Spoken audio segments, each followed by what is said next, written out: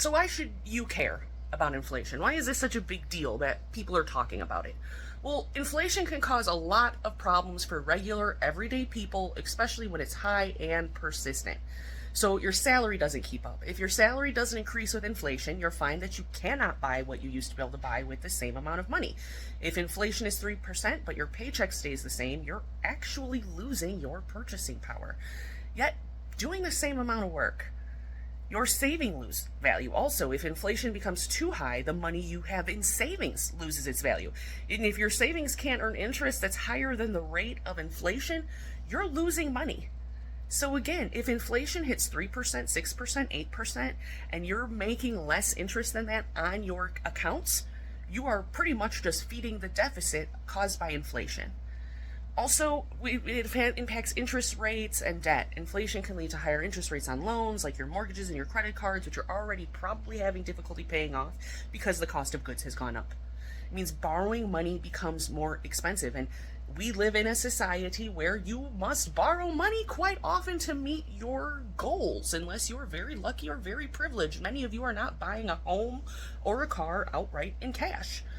But on the other hand, if inflation is high and then interest rates stay low, it can make it easier for people to pay off existing debt. But when do we often see that?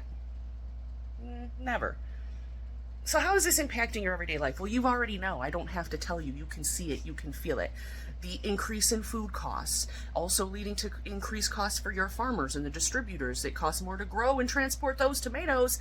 It's going to cost more for you to purchase said delicious tomatoes. And it's going to also increase gas price. When the cost of oil goes up due to political instability or global demand, those gas prices go up, which means driving to work or running your errands or transporting the goods that you sell becomes more expensive.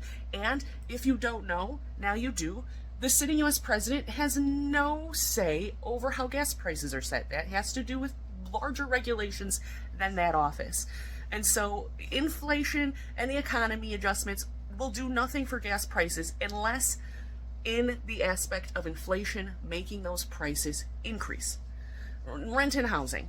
If your demand for housing increases, there's not enough homes being built or more people are moving to your area because of its affordability, it makes all of that housing more expensive. This becomes very hard for people with lower wages, and that's where we get things like gentrification, where people are priced out of their homes. And also, it makes healthcare unnecessarily expensive.